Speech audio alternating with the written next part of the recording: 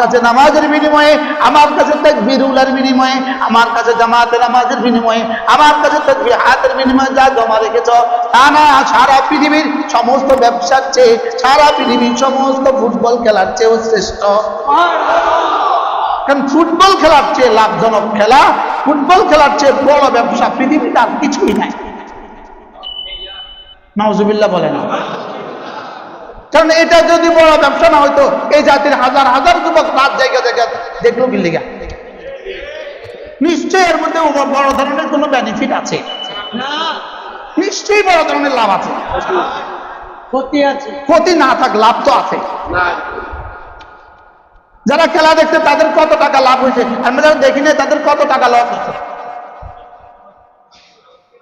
আমাদের কত লস হয়েছে, আর যারা দেখছে তাদের কত লাভ হয়েছে। মনে হয় শুধু এই জন্যই আল্লাহ তাআলা এই শব্দটাকে এই আয়াতের মধ্যে ঢুকিয়ে দিয়েছে। তোমার ব্যবসার চেয়ে, তোমার খেলার চেয়ে, দেখছেন নি কারণ বলে তোমার ব্যবসার চেয়ে আর তোমার খেলার চেয়ে, তোমার তামাশার চেয়ে আমার কাছে যা যা জমা করেছো মসজিদে এসে এসে আর জিকির করে করে তা খাই।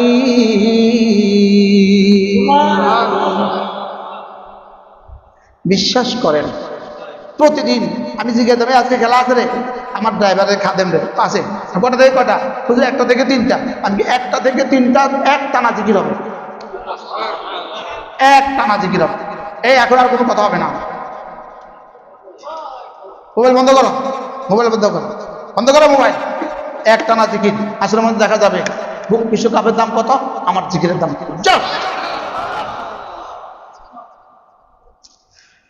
আর আমার কাছে খালি এই আয়াত বাজে, কুল মা ইনদাল্লাহি খায়র। পড়েন, কুল মা ইনদাল্লাহি খায়র মিনাল্লাহি ওয়া মিনাত তিজারা।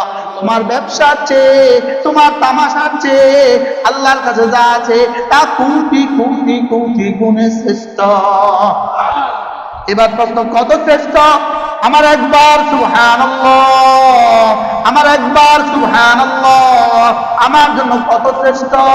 উত্তর, আমার একবার সুবহানাল্লাহ আমার জন্য জান্নাতের চেয়েও শ্রেষ্ঠ। এটা বুঝি কথা, আন্দাজ না বুঝে সুবহানাল্লাহ খুশি, এটা বুঝি জান্নাতের চেয়ে শ্রেষ্ঠ।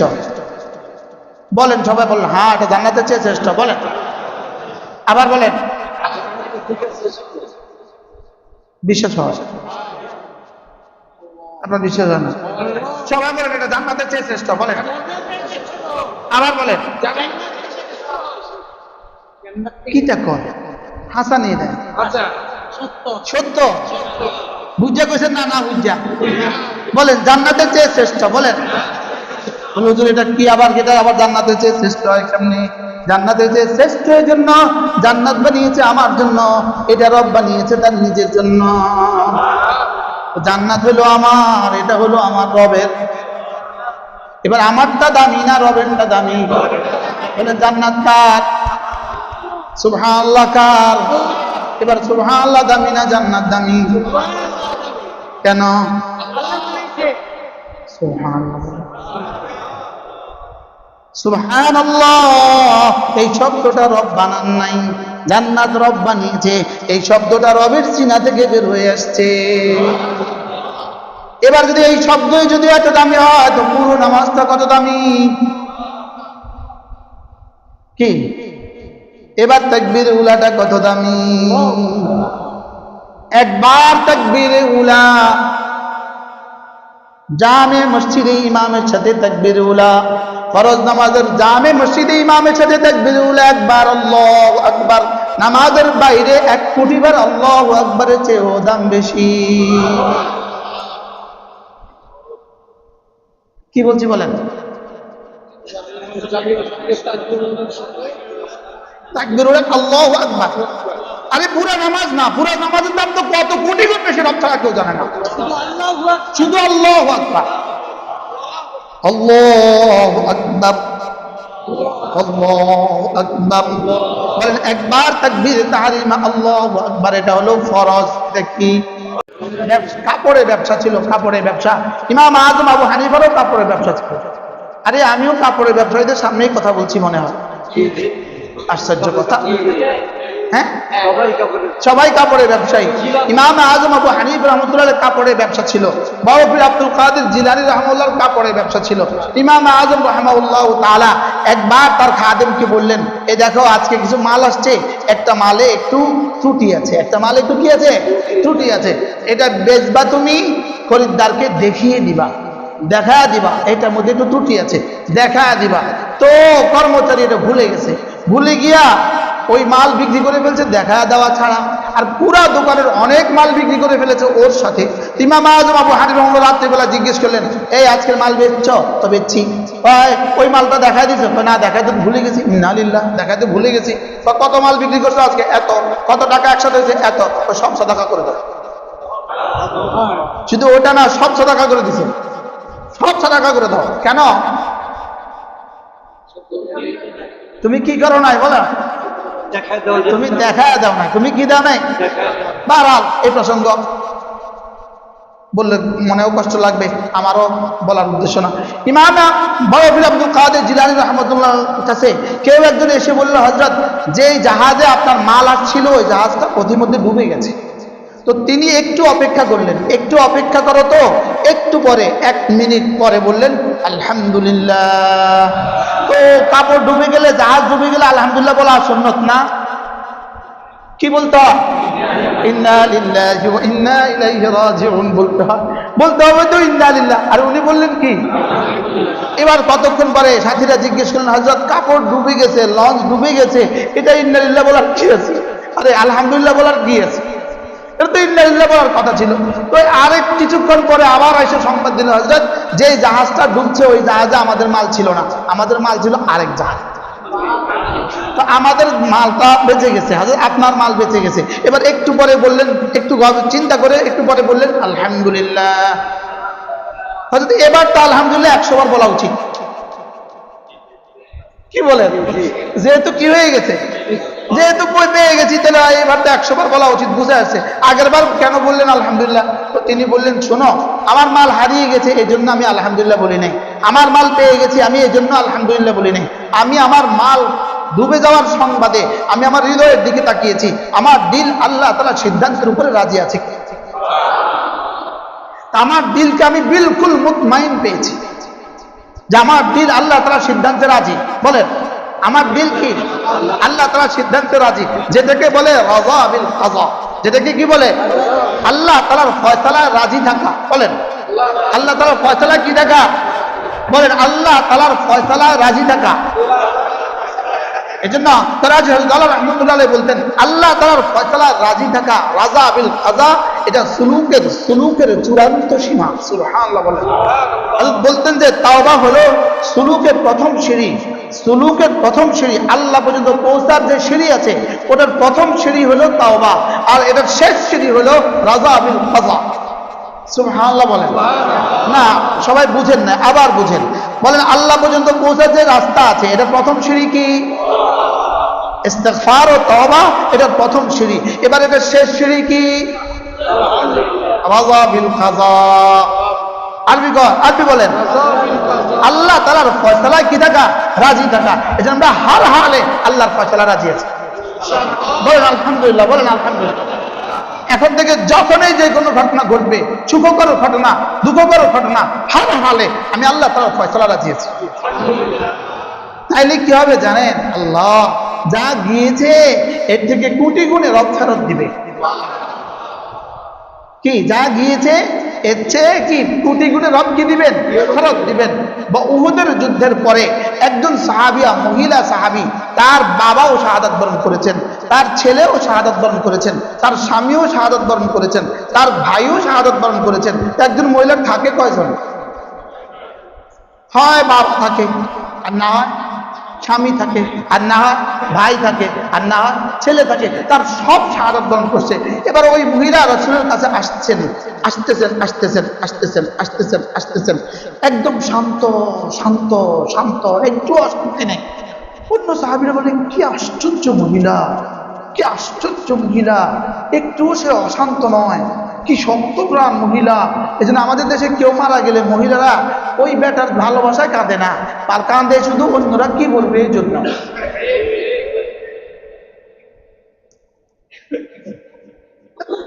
মানে বুঝেন নাই কি লেগে কান্দে বলেন?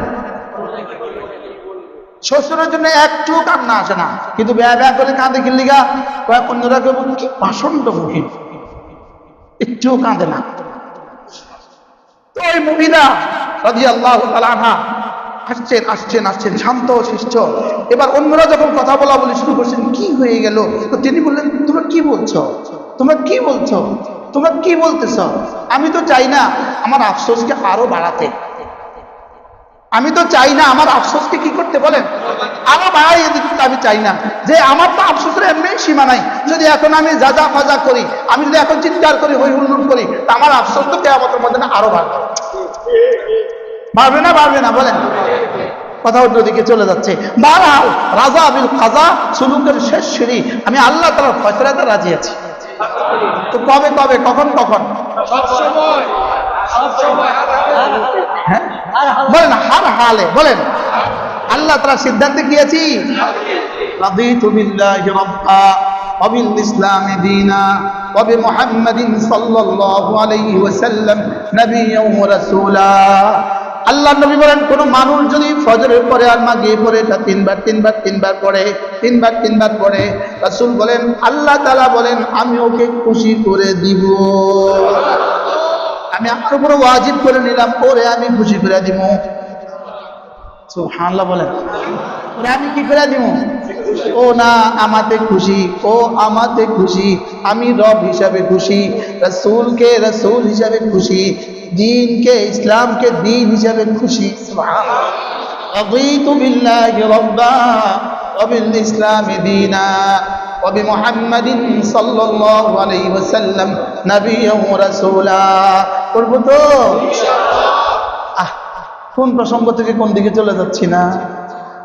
হযরত আব্দুল্লাহ ইবনে ওমর রাদিয়াল্লাহু তাআলা বলেন, আল্লাহর নবী আমাকে একবার বলেন, আব্দুল্লাহ আমি তোমাকে বড় ভালোবাসি, আমি তোমাকে বড় ভালোবাসি। সুবহানাল্লাহ। তুমি না 5 ওয়াক্ত নামাজের পরে এই কালেমাটা বলতে ভুলবা না, আল্লাহুম্মা আইন্নি আলা যিকরিকা ওয়া শুকরিকা ওয়া হুসনি ইবাদাতিকা। ওই আবার শুকরের কথা। সুবহানাল্লাহ। আল্লাহুম্মা আইন্নি আলা যিকরিকা ওয়া শুকরিকা ওয়া হুসনি ইবাদাতিক। আল্লাহ আপনি আমাদের সাহায্য করুন আপনার শুকরের উপরে, আপনার জিকিরের উপরে, আপনার ইবাদতের উপরে। আপনি সাহায্য না করলে জীবনে কখনো হবে না।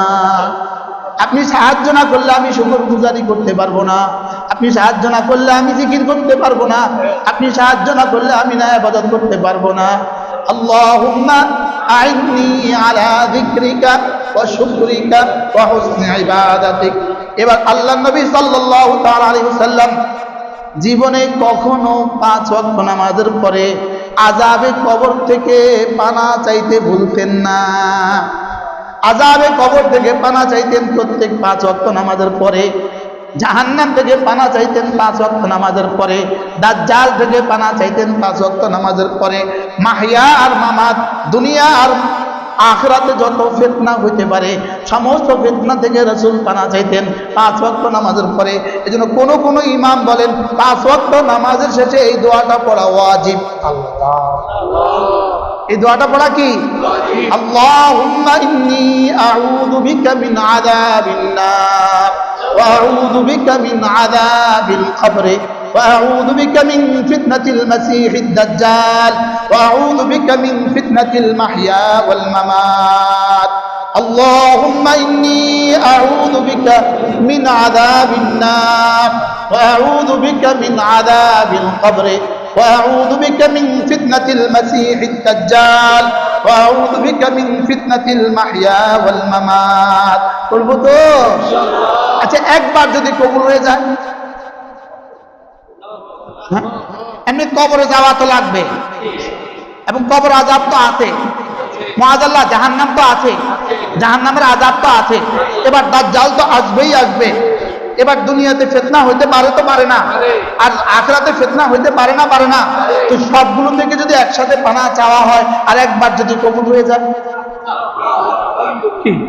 যা রাসূলের কবর আযাব হবে না এটা রাসূল জানতেন না, রাসূলের আযাবে নার হবে না এটা রাসূল জানতেন না, রাসূল দাজ্জালকে পাবে না এটা রাসূল জানতেন না, দুনিয়ার কোনো মাহাইয়া ফিতনা রাসূলকে পাবে না, এটা রাসূল জানতেন না।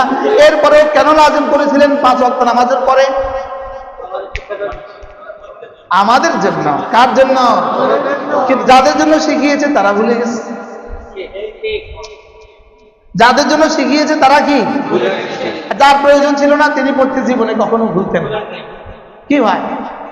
অবশ্য রাসূলের জীবনে ব্যস্ততাও তো আমাদের মতো ছিল না, কি বলে না? হ্যাঁ, আল্লাহুম্মা ইন্নী আউযু বিকা মিন আযাবিন নার ওয়া আউযু বিকা মিন আযাবিল কবর ওয়া আউযু বিকা মিন ফিতনাতিল মাসীহিদ দাজ্জাল ওয়া আউযু বিকা মিন ফিতনাতিল মাহইয়া ওয়াল মামাত। আমার মনে হয় কেউ যদি এটা পড়তে থাকে ইনশাআল্লাহ দুনিয়ার কোনো ফিতনা তাকে পাবে না, দুনিয়ার কোনো বাতিল তাকে পাবে না। বলেন দুনিয়ার কোনো বাতিল তাকে কি করবো তো ইনশাআল্লাহ। এরপরে আল্লাহ নবী বলেন কোন মানুষ যদি 5 ওয়াক্ত নামাজের পরে সুবহানাল্লাহ 10 বার, আলহামদুলিল্লাহ 10 বার, আল্লাহু আকবার 10 বার করে, এভাবে হবে 30 বার, 5 নামাজে হবে 150 বার, মিজানে উঠে যাবে 1500 বার। রাসূল বলেন দাখালাল জান্নাহ, সোজা জান্নাতে চলে যাবা। সুবহানাল্লাহ কতবার? 10 বার। আলহামদুলিল্লাহ কতবার? আল্লাহু আকবার কতবার? 10 বার। এগুলো পড়ার জন্য শুধু রাসূলই বলেন নাই, রব নিজেই বলেন সুবহানাল্লাহ। فإذا قضيت الصلاة فانتشروا في الأرض وابتغوا من فضل الله واذكروا الله كثيرا لعلكم تفلحون। রব করিম বলেন নামাজ শেষে আবার ফিরে যাও দোকানে, নামাজ শেষে আবার ফিরে যাও কাজে, নামাজ শেষে আবার ফিরে যাও কাজে, কাজের ফাঁকে ফাঁকে ডাকো বেশি করে করে আমাকে, সফল আমি করে দিব তোমাকে। কি ভাব বলেন যখন তুমি ব্যস্ত থাকো কাজে, বলেন আজান হলে ছুটে যাও নামাজে, ছেড়ে দাও হাতের কাজ, পড়ে নাও নামাজ, নামাজ শেষে আবার ফিরে যাও কাজে, কাজে গিয়ে তালাশ করো রিজিক, রিজিক তালাশের ফাঁকে ফাঁকে ডাকো আমাকে, সফল আমি করে দিব তোমাকে।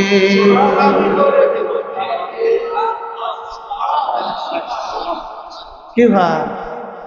এজন্য কাজ ছেড়ে দিয়ে নয়, কাজ তো করবো, ব্যবসা বন্ধ করে নয়, ব্যবসা তো করবোই, লেকিন ব্যবসার ফাঁকে ফাঁকে আজান হলে নামাজে ছুটে আসবো।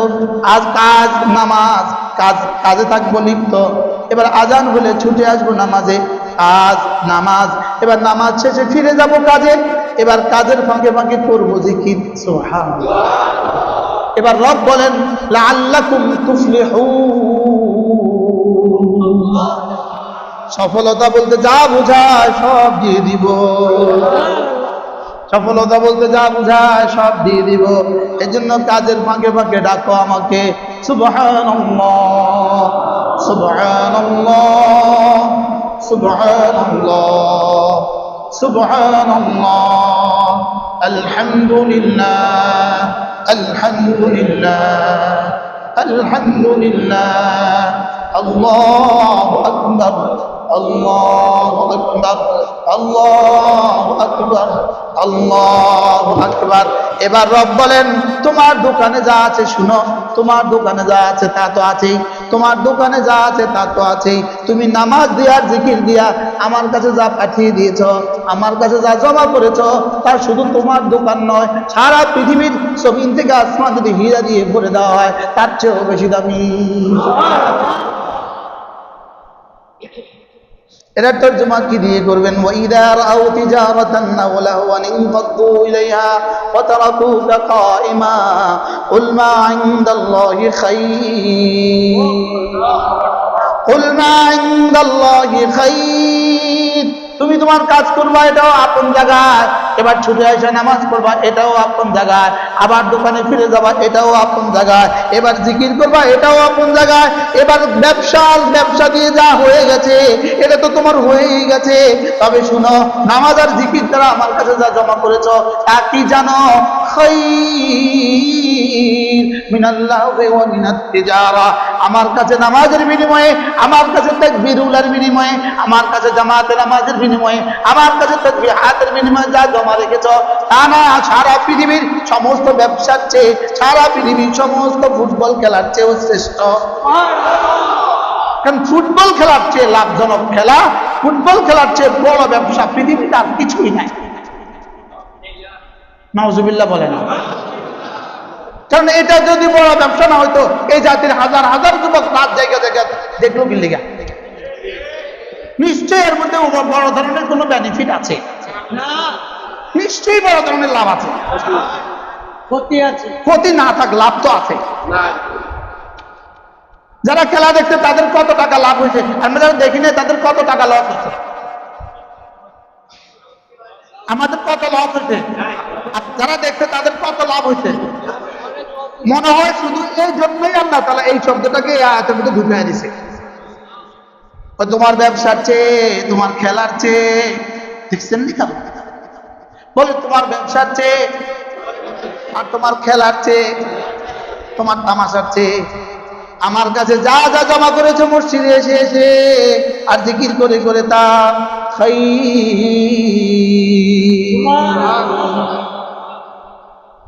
বিশ্বাস করেন। প্রতিদিন আমি জিজ্ঞাসা দেবে আজকে খেলা আছে রে, আমার ড্রাইভারের খাদেম রে আছে, কটা থেকে কটা? বুঝলি 1টা থেকে 3টা। আমি 1টা থেকে 3টা এক টানা জিকির হবে, এক টানা জিকির হবে। এই এখন আর কোনো কথা হবে না। মোবাইল বন্ধ করো, মোবাইল বন্ধ করো, বন্ধ করো মোবাইল। এক টানা জিকির। আসলে মধ্যে দেখা যাবে বিশ্বকাপের দাম কত, আমার জিকিরের দাম কত।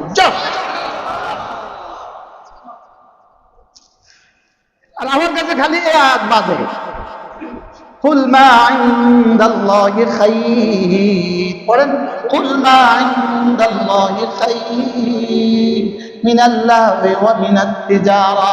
তোমার ব্যবসার চেয়ে, তোমার তামাশার চেয়ে আল্লাহর কাছে যা আছে তা কোটি কোটি কোটি গুণে শ্রেষ্ঠ। এবার প্রশ্ন, কত শ্রেষ্ঠ?